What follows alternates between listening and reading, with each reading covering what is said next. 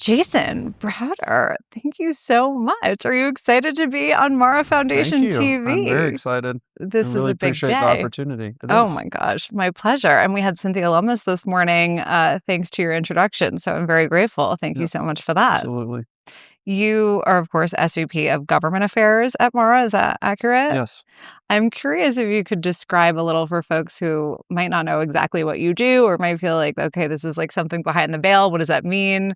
What do you do for Mara? Yeah. So in general, I'm the head of government affairs, and so I handle all of our federal work, all of our state work, and all of our community work. So everything from the congressional side of things, working very closely with legislators like Senator Lummis or Senator Moreno, to the executive branch in the White House, Patrick Witt with the White House Digital Assets Council, as well as our state officials, from the governor's office to the state houses, and then all the way down to our local communities that we operate in.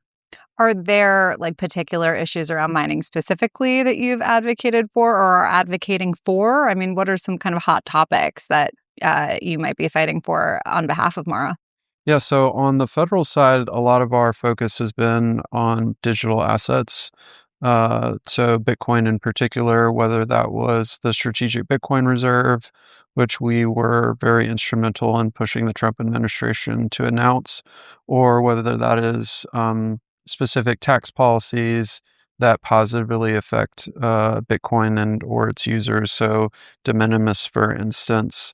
And then on the state level, we're mostly focused around Bitcoin mining specific use cases in the communities and the states that we operate in. Of course, Texas, Nebraska, and Ohio, and ensuring that lawmakers are introducing legislation that will help economic development and growth around Bitcoin mining, or just to ensure that there aren't specific policies that will slow down our efforts to expand our operations. Could you give some examples of sort of at the state level as, again, one of the largest miners in the world, you would be advocating for at the state level to ensure that, mining has the best chance of success over time? Yeah, so one of those in particular, as I mentioned, is stopping just bad policy and legislation, either from public officials who just don't understand the industry itself, or for whatever reason they've read or heard misinformation about what mining actually does for the grid, as far as grid stabilization or bringing investment incentives into certain communities. So in Nebraska in particular, there was a state representative who wanted to put an excise tax specifically on Bitcoin miners. It would be 2.5 cents per kilowatt hour, which would have killed our business in Nebraska. And so part of the work that my team were doing was educating those lawmakers to ensure that they did not vote for this excise tax, which we successfully defeated in the Nebraska legislature. Our COO, Jim, actually testified in Lincoln, Nebraska, about all the economic benefits that we are bringing into the communities that we are operating in. And then again, the positive effects that Bitcoin mining can have on the grid, particularly our ability to ramp down our mining operations in case the grid needs that energy for, storms or things of that nature. Out of curiosity, what was their argument for why they should be adding this additional 2.5 cent tax per kilowatt hour? I mean, that to anyone who understands Bitcoin, you would know that that is like a game changer, potentially game killer for miners. Like, what do you think was going through their minds when they decided to introduce this? Without getting into the weeds, this representative themselves is a community banker and believe that um, Bitcoin itself is taking deposits out of the local and community banks. And so it was his way of trying to, I guess, stop Bitcoin by attacking Bitcoin miners, which obviously this is not the case, but you'll see that pop up across state and local governments, where incentives are not always aligned. And it's important for myself and my team to ensure that we are being good community neighbors, and engaging in policymakers to ensure that they're making the best decisions for the communities that they represent. Cynthia Lummis actually had mentioned this morning. I asked her, like, why is Bitcoin related policy, positive policy, so difficult to get through? And she said that her point of view was that it was the banking industry in general that was the most difficult kind of obstacle in the way of getting good pro Bitcoin policy pushed through. I mean, is that your experience as well? Yes, I mean, there's a lot of entrenched interests that are in Washington. I mean, it's no secret it's called the swamp, so to speak. And so that's one side of the equation. I think on the other side of the equation, it really does have to do with lack of education. Um, and part of my role and my team's role is to ensure that we educate lawmakers on all of the nuances and the positive benefits that are not only beneficial to the United States, but again, bringing it down sort of micro level to the communities that they represent and why it's important for them and their constituents. A lot of them are Bitcoin holders and Bitcoin users. And so that's a key focus that we're trying to drive here at Mara. So I'm wondering if you can also touch a little bit on double taxation for minors. I know this is something that we've spoken about privately offline, and I'm curious if you could kind of explain what the impacts of sort of tax treatment for minors and how that impacts the industry. Does that even potentially have downstream effects in terms of affecting hash rate? I'm wondering if you can kind of explain that to us. Yeah, so I would say that there are uh, three big tax issues. One, as I mentioned earlier, is the de minimis tax, which is included in the market structure bill. The second was CAMT, which was effectively a unrealized gain or unrealized tax on digital assets, Bitcoin in particular, meaning as a company like Mara that holds a large amount of Bitcoin, we continue to build our stack, so to speak. The government was uh, effectively going to be able to tax us on those unrealized gains, which would then affect chill other companies from acquiring Bitcoin and storing on their balance sheet. And so that is something that we were able to reverse in the beginning of the Trump administration. So eliminating all unrealized gains for companies that hold Bitcoin, which we would then hope that more companies would then acquire and put Bitcoin on their balance sheet.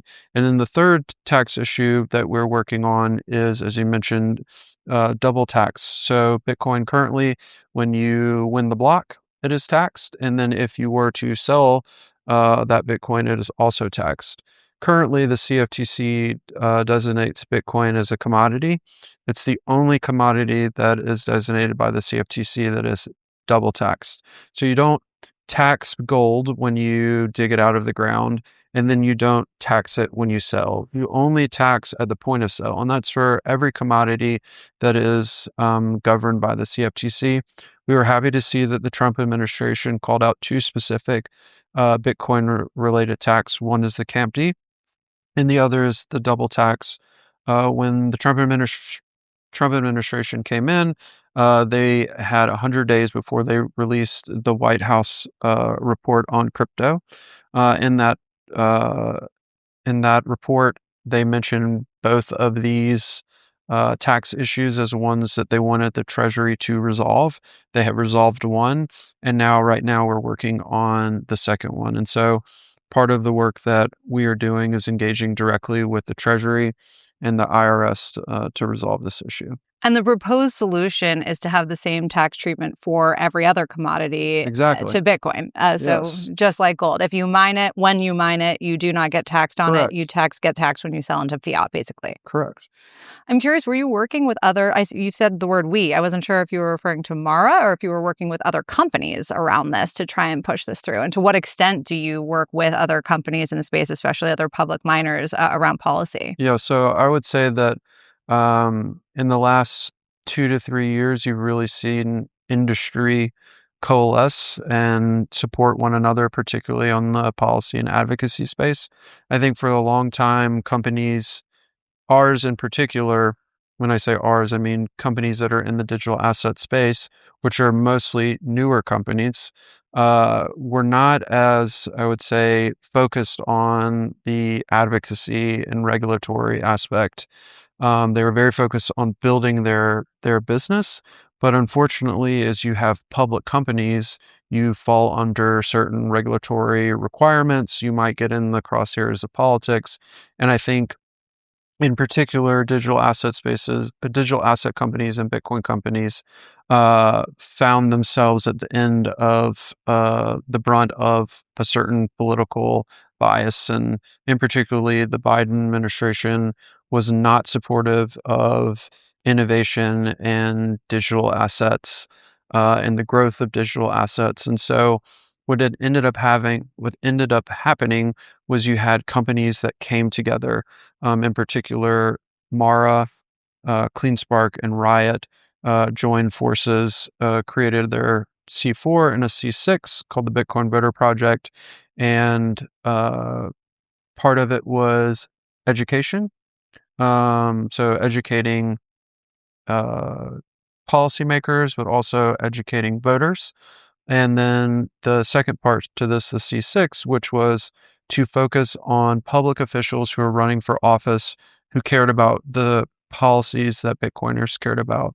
So self-sovereignty, but self custody, um, uh, inclusion, some of these key ethos that run through I would say, the Bitcoin space.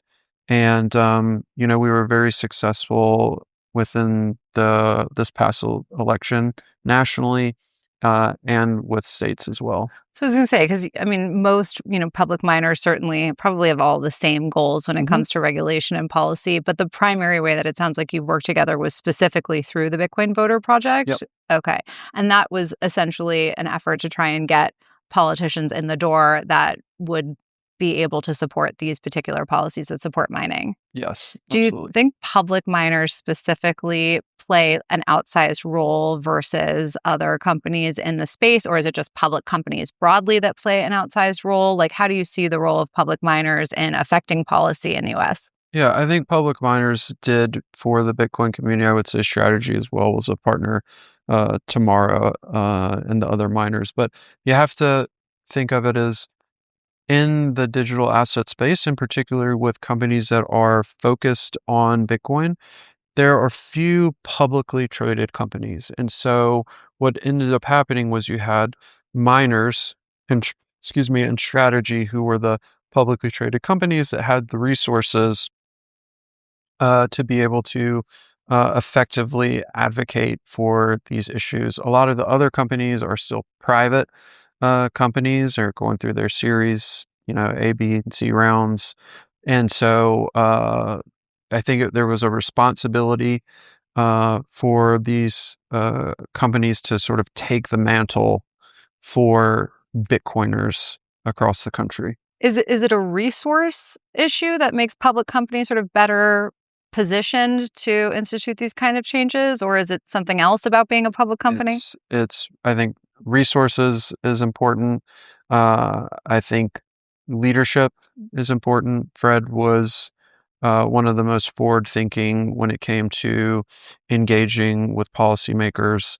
And then the third thing is publicly traded companies were really in the crosshairs of the Biden administration. Mar in particular was debanked. So if you remember choke point one, and then there was choke point 2.0, and then 2.5, and you had a lot of companies that were getting debanked. So you had active investigations or legal actions that were taken from the SEC with Chair Gensler, and so you sort of had resources, leadership, and then actively going against you, sort of combining in one. And as I mentioned, Fred was really at the forefront to say, hey, we need to take, because of our position in the space, we need to take a leadership role in either fighting some of these wrongful actions that the Biden administration were taking against us, or supporting policymakers who wanted to stand behind the industry. And to that point, when the Trump administration uh, was sworn in, you had both the House and the Senate that flipped Republican, in large part because of the advocacy efforts that miners um, had done. Fred was the only Bitcoin miner that testified in front of Congress. So he testified in front of the House Financial Services Committee specifically on debanking and how regardless of Republican or Democrat, you should not companies should not become targeted by the government because of the industry that they represent. Sounds very straightforward to me. I'm curious, obviously public miners, most of the public companies in Bitcoin have historically been miners. Now that's starting to change with the sort of the treasury company boom, but certainly public miners make up a large number of these public companies who are in these leadership roles. As we see more public miners kind of move more into the HPC AI game, are you imagining that will shift? Do you imagine that sort of the responsibility or kind of the role that these companies have played in terms of policy will kind of move to other companies, or will change in some way? I think for Mara, Bitcoin is in our DNA, and I think that could be said similarly to, our peers, particularly Riot and CleanSpark. Um, Bitcoin Voter Project will continue, even as we do move to AI/HPC. You leading the foundation for Mara, of course, our announcement today on how we're going to continue to invest in the Bitcoin network, the Bitcoin developers. It's another effort that we're going to continue to move forward on. And just to kind of close the loop on the Bitcoin voting project specifically, I'm curious, is part of the effort there just getting Bitcoiners to vote? Period, right? I mean, Yep. I think that we've had, you and I have sort of talked offline a little bit about how there's sort of this kind of cultural division amongst Bitcoiners. Some Bitcoiners kind of lean a little bit more Mm-hmm. anarchistic. They're not necessarily in the habit of voting Yep. at all. Is that something that you are kind of trying to get the word out or have a position about from the point of view of the Bitcoin Voter Yeah, Project? that's exactly why we created Bitcoin Voter Project, because we knew through our polling of how many individuals consider themselves Bitcoiners who are not engaged at all on the policy side or voted in elections. And then we also noticed through our polling there were a lot of individuals who wouldn't consider themselves Bitcoiners, but actually had similar values to Bitcoiners. And then you would have sort of the third tranche, which is individuals who owned Bitcoin, but not through self-custody. So you think of individuals that hold IBIT or through Fidelity, that also there was sort of a convergence of those three to say like, hey, you actually should care about these issues because they directly affect you. And we saw that play out again at the national level, but then at states as well, including the Pennsylvania race for U.S. Senate. Senator McCormick, who ended up winning that seat, um, Bitcoin Voter Project, and we have the data to back this up, was able to swing that election in his favor specifically because of Bitcoiners who came out to vote that had never voted before in a national election. So, of those three archetypes that you just mentioned, that sound were like kind of the three targets of the Bitcoin Voter Project, the most impactful was Bitcoiners who had previously, not voted or not participated in elections, getting involved in elections. Yes. That's what tipped the Yes. election in the last case.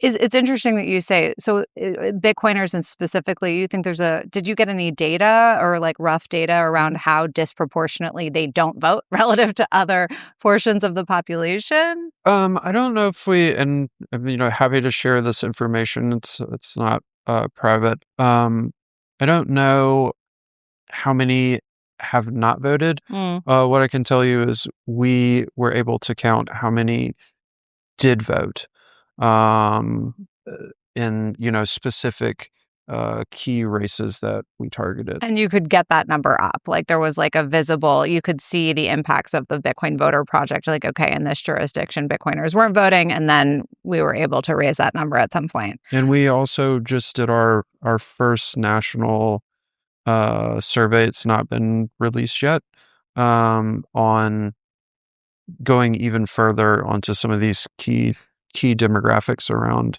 Bitcoiners as well. What was your message, or what is your message to Bitcoiners who maybe actively don't participate in elections, don't want to get involved in government affairs? What's your message to them, and why they maybe should reconsider that position? There's several messages. The one that I would most focus on is, um, you know, you might not care about the government, but the government cares about you. And I believe in self-sovereignty and some of the key ethos around Bitcoin. But if we want it to flourish the way that we would like it to flourish here in the U.S. and abroad, I do think it's important to engage with public officials that do have the authority to make that journey a lot more difficult, if we're not engaging. And we clearly saw that with the Biden administration. And we also see that, as it relates to, open source developers as well.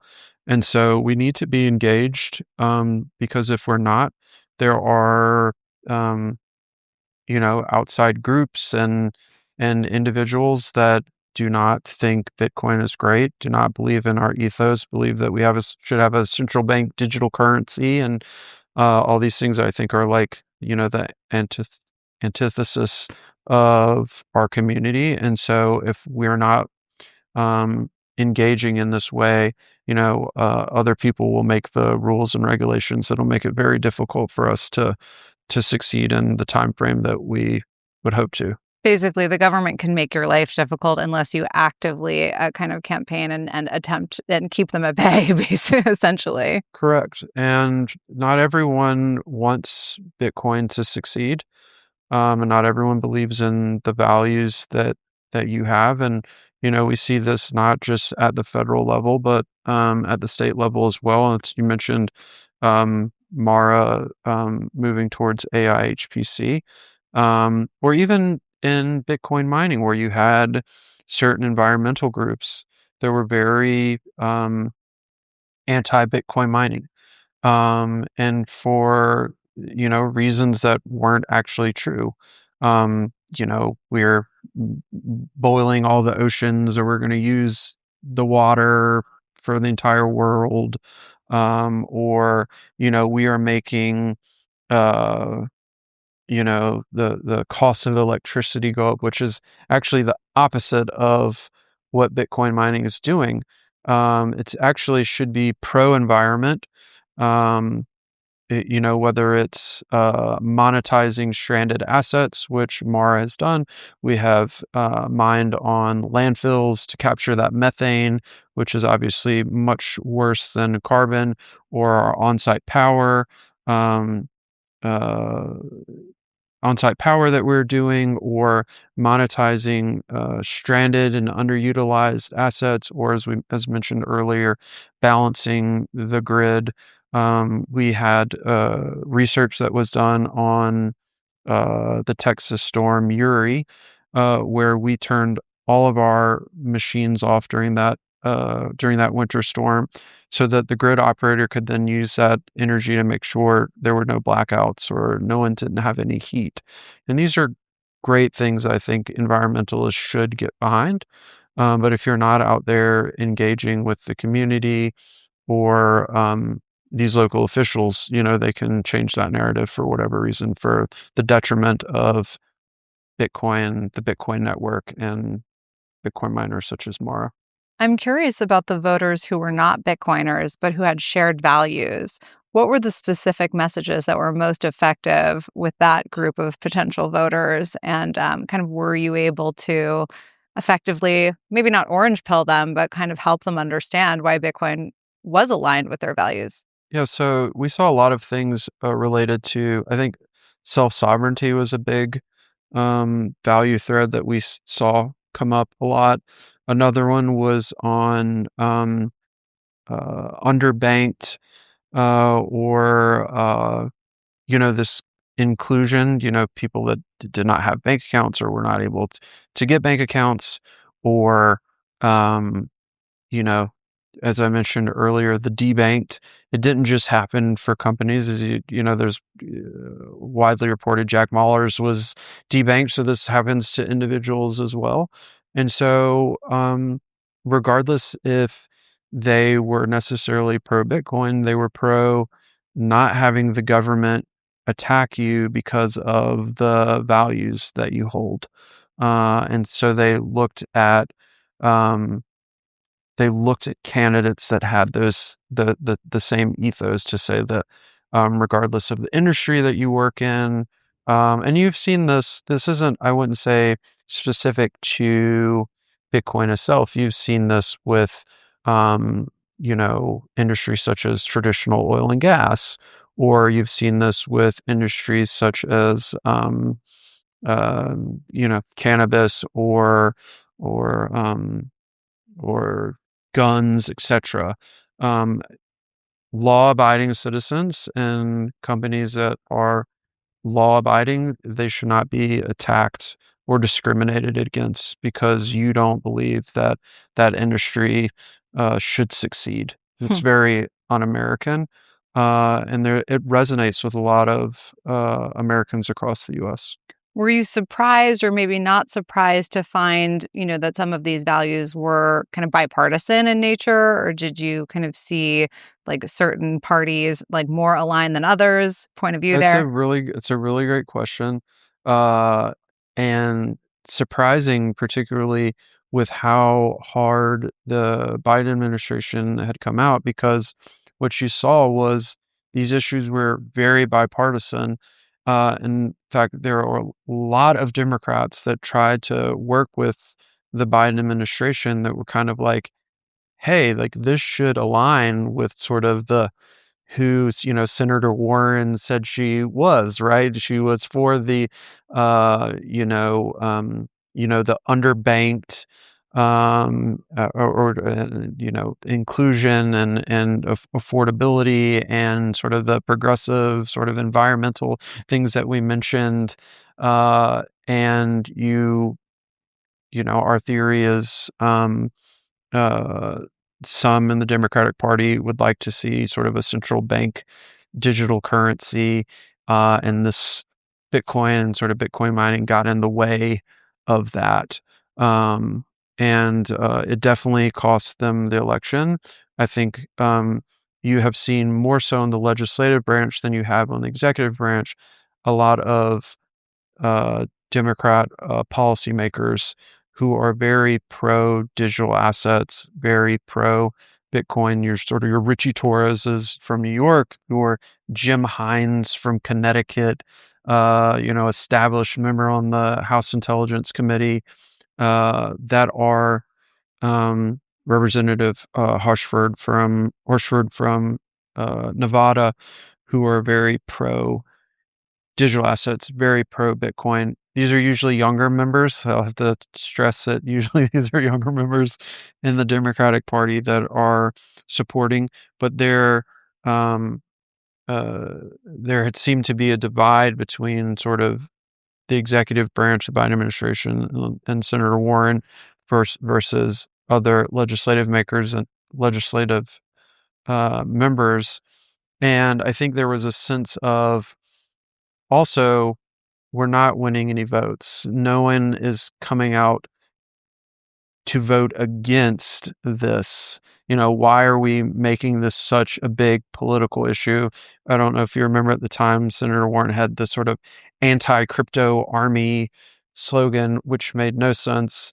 And Okay, so like who was for that? Like what no one constituents was she trying to win over correct, with and this? no one was for that, and, again, you had a lot of and you still do, you have a lot of, people that would consider themselves progressives or people that would consider themselves Democrats that are actually pro-innovation, pro-digital assets, pro-Bitcoin for them and the things that we have mentioned, and so, I think, this next election cycle, not necessarily the midterms, but particularly the presidential race will be very interesting to see of who on the Democratic side they put to run for president and what their stances are on digital assets and Bitcoin. And it's something that Mara and other companies in our space are going to be being pay very close attention to. So would you say, I mean, what I'm hearing basically is that this really is kind of from like a philosophical point of view, more of a bipartisan issue,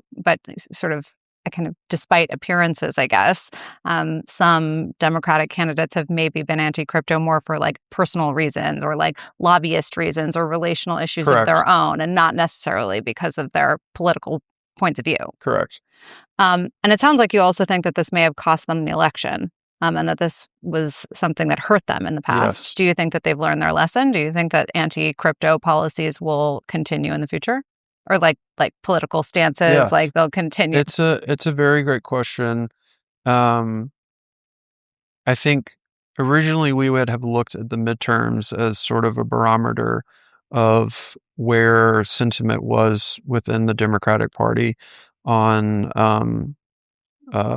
where they stood. I think this election is sort of the midterms will be sort of a referendum on the Trump administration itself and some of the policies that President Trump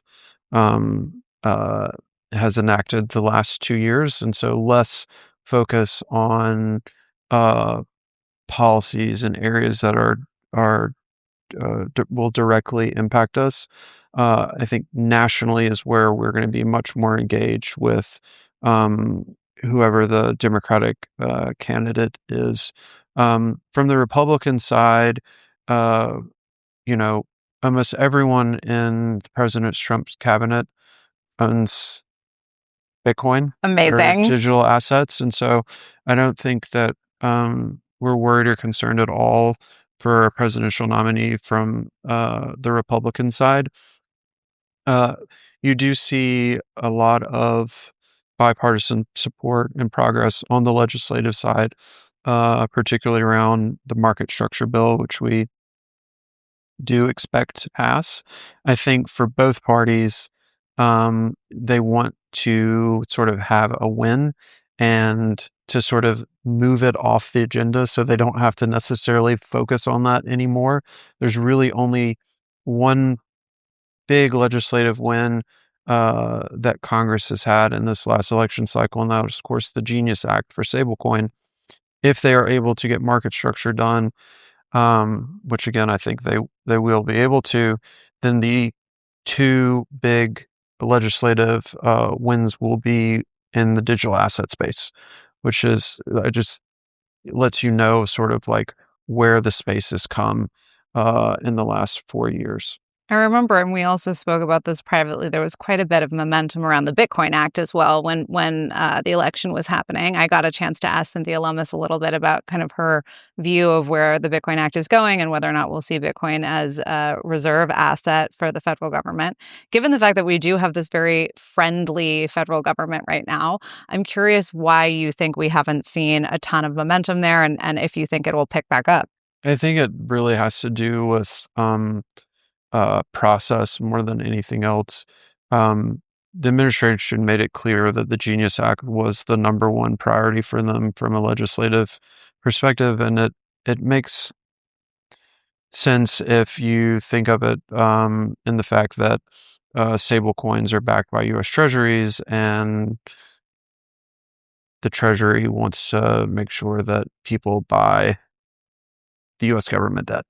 And stablecoin allows individuals from all around the world to be able to purchase basically U.S. treasuries through stablecoins.